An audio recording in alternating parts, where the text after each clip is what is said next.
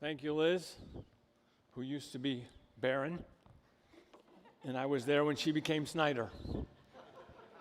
So cool. So when I was a kid, growing up on the north side of Chicago, up there on the north side, in a house that looks like this. In fact, it was the only house I knew until I got married. That's the house I grew up in. It pretty much looks the same from about the 60s when my parents remodeled it. I had a fear of going into the basement. House looks great in the daylight. Paralyzed by fear of going into the basement as a kid, especially when my folks weren't home, because one night going down there to get, I don't even know what, the tenant, so basically the street level was the basement there in that house. You go up to our first floor was where we lived, our family lived, and we always rented the top floor to somebody over the years. So I go downstairs to get something at night at maybe 10 or 25. I don't know what it was, but, and the tenant was vacuuming. No big deal until I go downstairs and the vents from her apartment carried down to right by our furnace. And the sound of that vacuum cleaner, woo, to a 10-year-old boy on a dark night in Chicago in the basement, man, I bolted up those stairs and locked that door as fast as I could. One of the things that I was afraid of. I still have a fear of heights. Hate getting on the roof. Took students rock climbing and rappelling. And I figured, let them do it. You know, they paid to go on the trip. And then I hear, where's Rob? He needs to go. No, he doesn't. No, he can pass. You know, let you do it. So I'm standing up on an 85-foot cliff. And if you've never rappelled, don't. The safety rope is not bigger than the regular rope. Makes no sense. So I'm buckled in, and the guide is looking at me through his sunglasses and me through mine. He sees terror through my sunglasses. But what you have to do when you rappel is go straight back. Because if you slip off this way, you're going to hit your face on the rock. Everything in your body is going, no, don't look at the ropes. They're not big enough for you. And so I had to lean back, and then eventually you push back and make your way down, hopefully without cracking your skull, but you have a helmet on. And I hate heights, still to this day, which is comical because in high school I thought I wanted to be an airline pilot. Why are you still taxiing number 321? Can we take the highway? You know. Well, I looked up a bunch of fears, and we got a bunch listed for you, but by the name that's the scientific name, you might have a hard time figuring out which fear is yours. For example, the one fear is called dorophobia. You know what that is? Hang on. And then there's, I don't even know how to say it, pelatophobia. And recognize any of these at all? Well, let me show you. Luke, you want to show them the actual definition? There you go.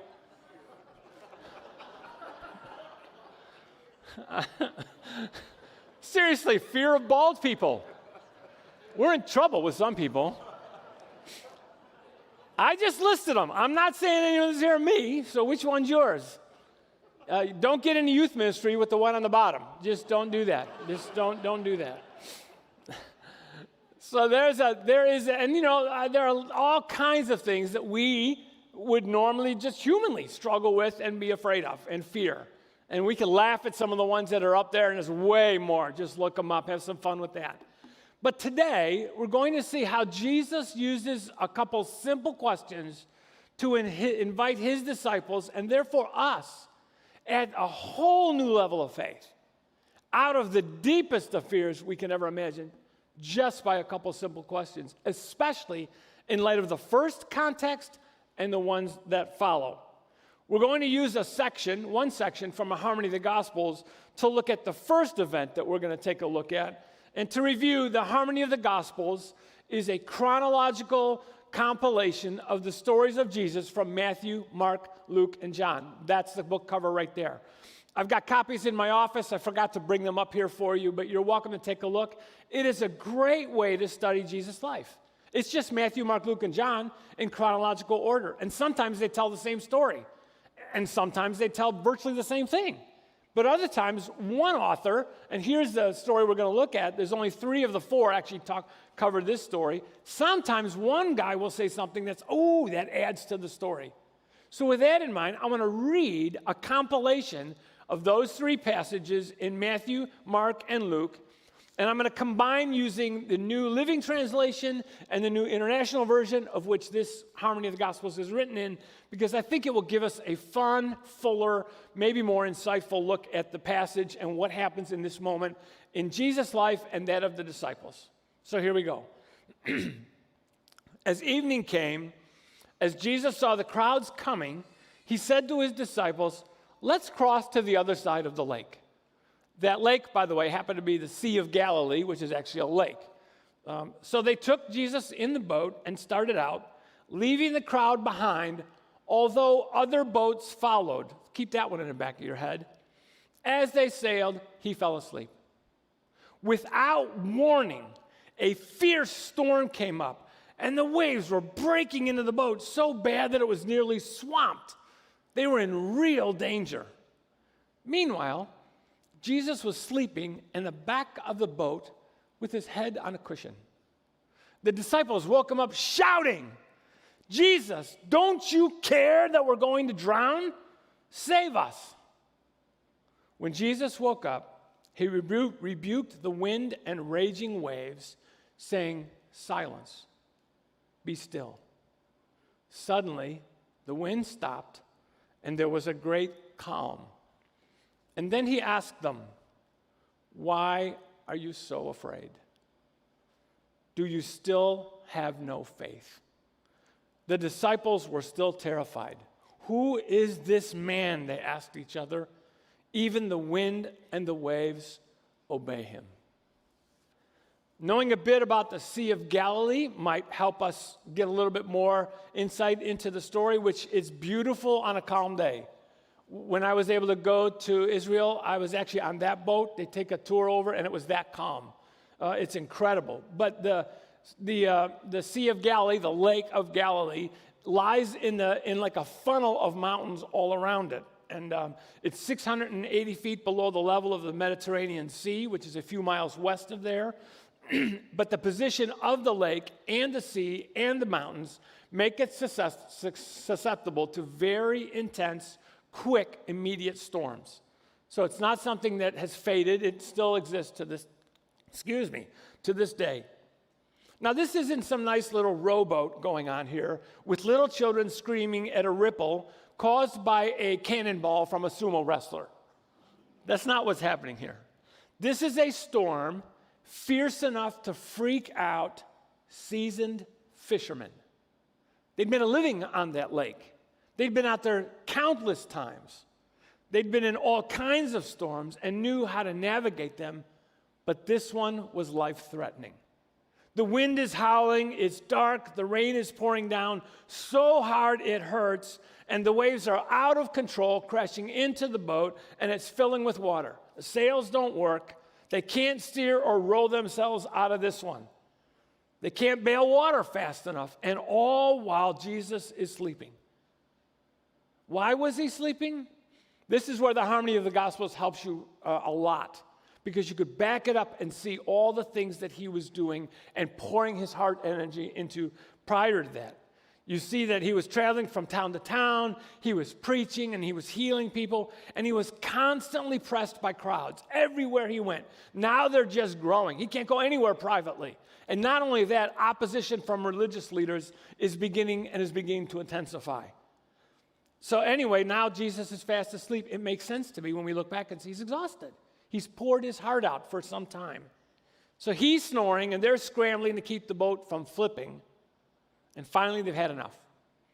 They wake him up and ask a question that feels like it could have been done in a sarcastic tone. "Don't you care if we drown?" Hey, Jesus. They don't ask him, "Hey, Jesus, get up, we're sinking. Can you help us?" What blurts out of them under pressure is what they were really thinking and feeling in the moment. Don't you care? Come on, God. Don't you care? I've asked God that question way too many times, to be honest with you. sometimes out loud, most often in my heart and mind. But it's his question that catches my eye. The first one simply, why are you so afraid? Now seriously? I mean, why are we afraid? How on earth, Jesus, could you ask that question? We're seasoned fishermen. We know what's happening here. The boat is swamped and we're sinking. Why are we so afraid? Come on, Jesus, do something.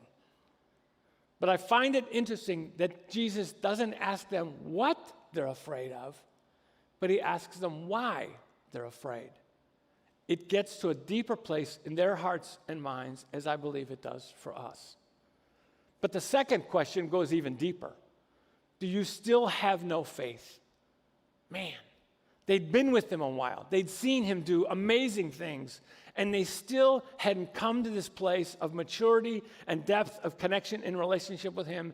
He keeps inviting them out of this faith that seems they have so much more room to grow and mature. And he asks that simple question.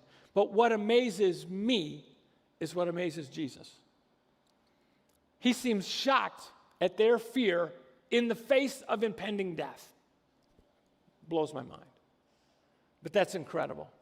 Talk about a level of faith and relationship that's deep and out of the ordinary. They had one view of their relationship with Jesus, and he had another one, an even greater one. And it's to that level of faith and relationship that he continued to call them, using these questions as a way to do so. Now, I want to tread these waters carefully as we talk about this subject right now. I have a home, I have food, clothes, and actually decent health for a guy my age. In fact, I still play street hockey. And yes, my doctor said I could. And while I'm not facing a brutally difficult situation in my life right now, I know some of you are, based on the conversations we have had and the prayer requests that have come our way. And so I want to tread lightly. But I also want to do so with a certain level of confidence in light of what God has given us. Clearly, he's given us the Holy Spirit to walk us through, to comfort, guide, and strengthen us. A community like this to share stories with one another. And the stories is what he's given us as well, for all over the place. First, the stories in Scripture that are full of stories of our spiritual ancestors, like those disciples who experienced the strength and presence of God in the midst of brutal, life-threatening storms. In fact, those disciples who were in that boat are part of that heritage for us. Moments like those guys had in that boat with Jesus marked them forever. And then when they were hunted, beaten, stoned, and even killed, they forged ahead with a faith and a courage that's beyond reason, almost inhuman. That courage and that faith that they had then is what Jesus says we can have today. And that's mind-blowing to me. So we have stories in the Scriptures, but we have stories in this room. In this room are people, men, women, children, teenagers, who have walked a difficult road, who God has met, who they have been comforted and strengthened by through whatever circumstances, and we have the stories here. And so don't stop listening, but don't stop sharing those, because they're so needed when we are walking through our own storm. And thirdly, there are stories far beyond this room. Globally, for all of human history, men, women, children, teenagers who've walked with Jesus in the midst of stuff that you'd think, how on earth did they make it? But God meets them in that storm, gives them the faith and the courage they need to continue on another day and another day and another day. From Asia to Africa, from the turn of the 1st century to the 21st century, some are recorded in writing and some are recorded in song, but they are told from one generation to the next. Being met by Jesus in the midst of a life-threatening storm isn't something that happened just once in a boat in the Sea of Galilee 2,000 years ago. It's something that's happening over and over and over again today. So we can draw strength, courage, and peace from those stories. In fact, I'm glad that Jesus asked this question in the midst of a life-threatening circumstance, because he sees things from such an incredibly different and powerful perspective, one that can free us from fears that paralyze us. And this, by the way, is a theme with Jesus. Excuse me. It is something he repeats numerous times so his disciples then would get it, so then we can get it today. For example, in Matthew chapter 10, we see him speaking to 12 of his disciples before he sends them out. Get this, it still blows my mind. With the power and authority to preach, heal, and cast out forces of darkness. Holy cow. So in spite of all the good that he says that they will do with that authority and with that power, he says they are going to face intense opposition. Almost doesn't make sense, does it? But this is what he says. But don't be afraid of those who threaten you, for the time is coming when everything that is covered will be revealed, and all that is secret will be made known to all. Don't be afraid of those who want to kill your body. They cannot touch your soul. My commentary, they can't touch what really matters. Fear only God. What is the price of 2 sparrows? 1 copper coin? But not a single sparrow, of which there would have been millions, right, can fall from the ground without your Father knowing it. And the very hairs on your head are numbered. So, don't be afraid. You are more valuable to God than a whole flock of sparrows. I'm telling you now, it's going to be rough out there. That you'll be used by God to heal people and free them from darkness. You will face death threats as well, but don't fear. It'll come, but don't fear. Why? Because I'm with you. I know everything about you, and am fully aware of what evil people even plot in secret. And because no one can take what matters most and lasts for eternity, and because I value you more than you'll probably ever know until we're face to face. And I know for myself and others of us, that's a message I still need to hear. How much he values us. That's why he uses those examples of the sparrow and the hairs on our head. So they go out empowered by Jesus and have an incredible time impacting lives all over the region, and then they catch up to Jesus. And can you imagine them just blurting it out? I mean, these are a bunch of Middle Eastern men. It's going to go. It's just like my family at Christmas. They're so excited and so many, remember, they can't go anywhere without the crowds now. Jesus is there. They come catch up to him, and the crowds are pressing in. They don't even have a chance to eat. But sadly, while they were gone, Jesus had learned that his cousin John the Baptist had been killed. So Jesus wanted to get he and his disciples across the Sea of Galilee, away from the crowds, to get a place where they can rest from pouring their soul out to ministry, and for a loss of his own cousin, knowing what John went through. But the crowds, which had grown in number and intensity, managed to find them. They get in the boat, they get across the Sea of Galilee on the northern section, but the crowds, I can only imagine the exhaustion that Jesus felt emotionally and physically, let alone the disciples. And so here are these people hounding them. And the scriptures say this, but Jesus had compassion on them, taught them many things, and healed their sick. So instead of trying to withdraw even further, he went ahead and poured out for them. And this goes on for hours and hours until the disciples pull him aside. They've got to be weary and tell him to send everybody home so they can get food. Instead of doing that, Jesus ends up feeding over 5,000 people, using the disciples to pass out the food. It was an incredible miracle that formed their faith. In fact, he did it twice, and the second time they still hadn't fully gotten it. But finally now, the people are fed. They can be sent home, fed and cared for, and Jesus and the disciples could find time to eat and to rest.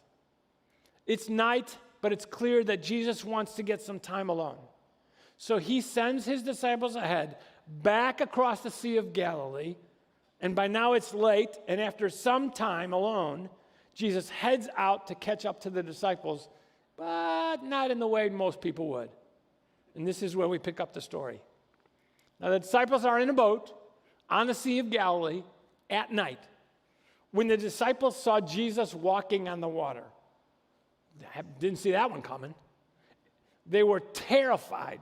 In their fear, they cried out, "It's a ghost!" But Jesus spoke immediately and said, "Don't be afraid. Take courage. I am here." Then Peter called him. Love this. "Lord, if it's really you, you tell me to come to you walking on the water." Yeah, come on. So Peter went over the side of the boat, walked on the water toward Jesus, but when he saw the strong wind and the waves, he was terrified and began to sink. "Save me, Lord," most common prayer probably in humanity. He shouts out. Jesus immediately reached out and grabbed him. "You have so little faith. Why did you doubt me?" Now, I'd love to do a message or a conversation around what the other 11 were thinking. Why didn't they all jump out and go, "Hey, I'm in with Peter. Let's go do this." But regardless, they are terrified. Jesus speaks immediately to them, calming their fears. Peter is terrified. Jesus immediately reaches out and grabs him. They've got legitimate fears. He offers deeper faith. This is an important theme in all of his encounters with people. They are afraid, and he wonders why. They are afraid, and he calms their fears. I'm paraphrasing this from the book of which launched this study for me by the author Conrad Gempf, called Jesus Asked. Faith is different from belief. Belief is more like an impersonal head nodding. Yeah, I agree. I believe. But faith is much deeper. It's total trust. It's a letting go, a surrendering. The disciples' defect is not the belief that the storm is deadly, nor the belief that Jesus could change things. Their beliefs are in order. It is their faith that seems to have deserted them, their trust and devotion to the Master. I think asking ourselves, what should they have done, misses the point, because the real problem is a lack of faith and trust in Jesus. "Don't you care about me at all?" is not a question you ask someone you trust. It is an indicator on the dashboard of your heart about how you feel about that person. The disciples are in the middle of a furious storm. The wind is howling. The waves are enormous. It's dark and it's scary. They are terrified and cry out over the screaming wind and crashing waves, "Don't you care? Save us. We're going to drown. Do something." And smack dab in the middle of that, Jesus asks them, "Why are you so afraid? Where is your faith?" Are you in the middle of a storm today? What is it? What fear is paralyzing you or stopping you? I got them. I still wrestle with some. And this last year and a half has tested us globally in ways none of us ever would have anticipated and may still yet to come. What does Jesus say to those of us who are terrified?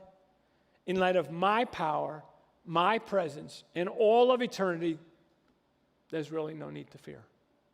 It's normal. It's human. It's why I came, to free you from fear and to enlarge your faith. Trust me, even in the face of death. The disciples' question, "Don't you care?" reflects a disillusionment that they had in their relationship with Jesus. Jesus' question, "Why are you afraid?" invites them out of that disillusionment and out of that fear into a deep, powerful relationship. His question exposes their fears, not to shame or embarrass them, but to invite them into a life-altering relationship with Him that will deepen their faith. He is offering them faith instead of fear. We're going to take a few moments to allow you time to process the answer to that question. If you were here by yourself in this room and Jesus were to turn to you and say, "Why are you afraid of what you're afraid of?" how would you answer him? What would you say, and what do you think he would say in response to your answer? Feel free to email your response to us, because the responses have been great and helpful as we walk through this series, or maybe post it on social media to keep the conversation going. But I just want to give you some time, because some of you, I know, based on what you've said to me, based on the prayer requests we've seen, you're in a difficult storm right now. And the crazy part of it is the God of the universe invites us to a level of faith that's just otherworldly. But again, it's what he has. And so God, help us to move out of our fears and into a deeper level of faith that he was offering then and offers today. So take some time to process how you'd answer those questions.